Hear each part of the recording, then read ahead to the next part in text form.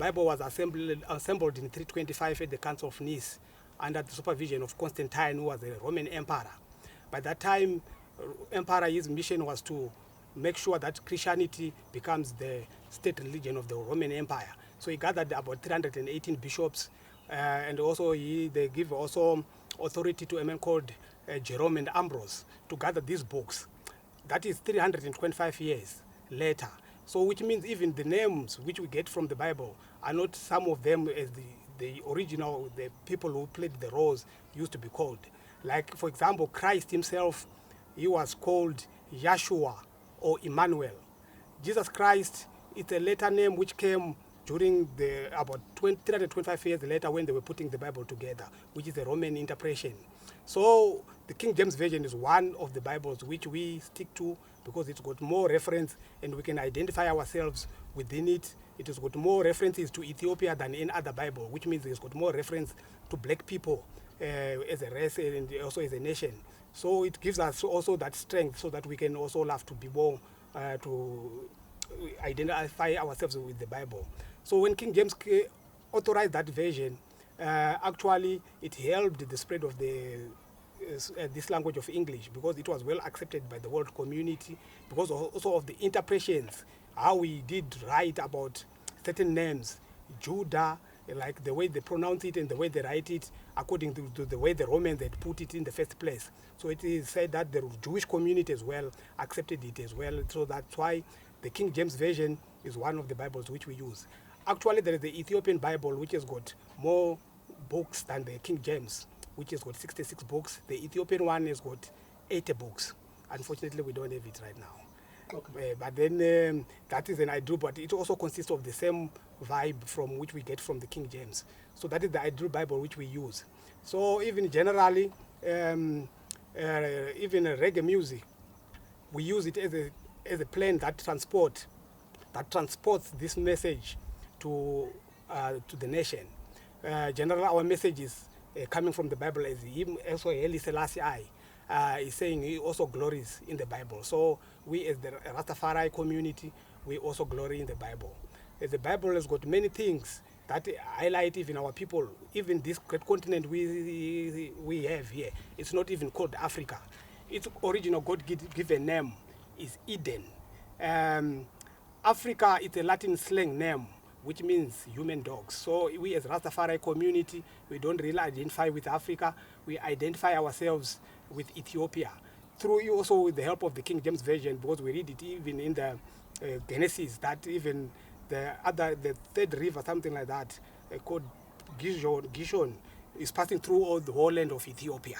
King James is revealing without even an amendment from anyone. So we know that the Garden of Eden is where Kenya is at the moment, with Ethiopia on the east. That's how it has been described in the book of Genesis using the King James Version. So the King James Version actually gives us the light, and it also gives us that strength so that we identify ourselves with the Bible.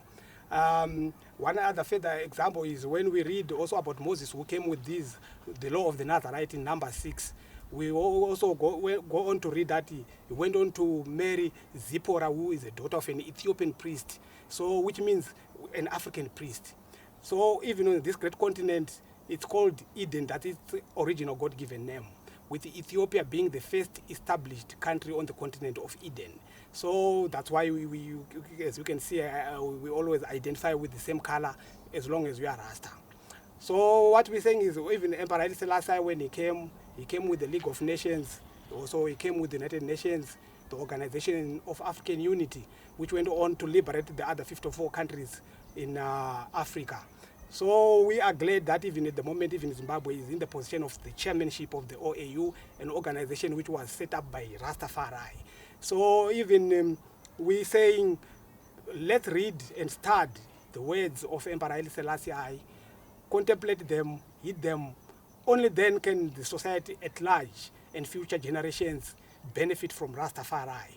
So the Bible, we use it accordingly, and we call it a book of Almighty God because there is no any literature anywhere in the world where you can find texts like the Lord said, the Lord commanded, more than 400 times as you see in the Old Testament. And those visions being spoken by man from God, and those visions coming to pass, to be fulfilled.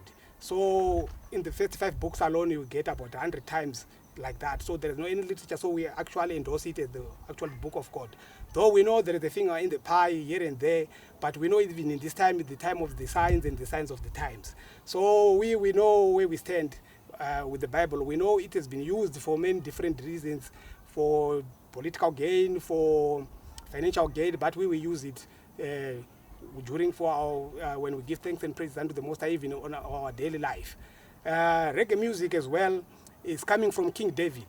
He used to write the Psalms, which we read from the Bible, and also we know he inspires many musicians, Bob Marley, Peter Tosh, all of them, even all these up-and-coming Jobless and all black man and all brethren. So the Bible is our source of inspiration. We relate to it historically, as I mentioned earlier, from the time of the Israelites, from the time of the Ethiopians, ancient of days, up to the time of Christ. Even we read about Christ in the New Testament, actually telling the Israelites that you must remember the woman from the south. He was actually talking about the Queen of Sheba. So the King James gives that light. But other versions which we're seeing today, what we're saying right now, if you can open another versions, you won't actually see the name in Ethiopia in itself. They use other names, like sometimes Kushi and so such kinds of names. Sometimes they may disturb the reader. You might not know that it's Africa which is being referred to. So the King James Version actually put that broad light. So the Rasta communities in general, we support the King James Version because it came with no partiality. So it came with the truth, as even Christ himself, Holy Manuel, he said only the truth shall set the people free. So we were saying the Bible is a good book. Even as well, the Quran, Prophet Muhammad is actually endorsing Ethiopia.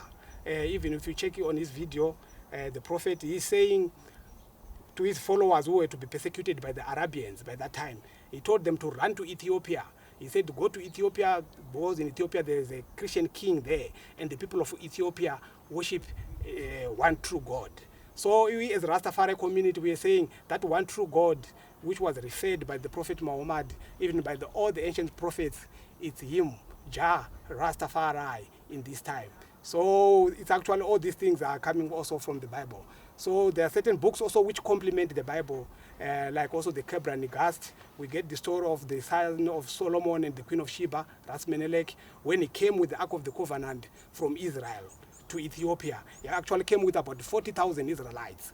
So they are in Ethiopia even up until this time. So Israel and Ethiopia and the Bible, we are one and the same. And even spiritually speaking, even biblically speaking, Ethiopia is the only creation which we read in the Bible, which was there from creation, because we read about it in the book of Genesis, in the Garden of Eden. Ethiopia is already mentioned before any nation was even told. We have been told about any nation, except to be told that Ethiopia, the garden, the river coming from the garden was passing through Havila. Havila is Somalia in this time, and the other one is passing through Ethiopia. So we know now that everything in the Bible did take place here in Africa. Biblically, chronologically, historically, now it has been proven that now Africa is the cradle of civilization and of creation.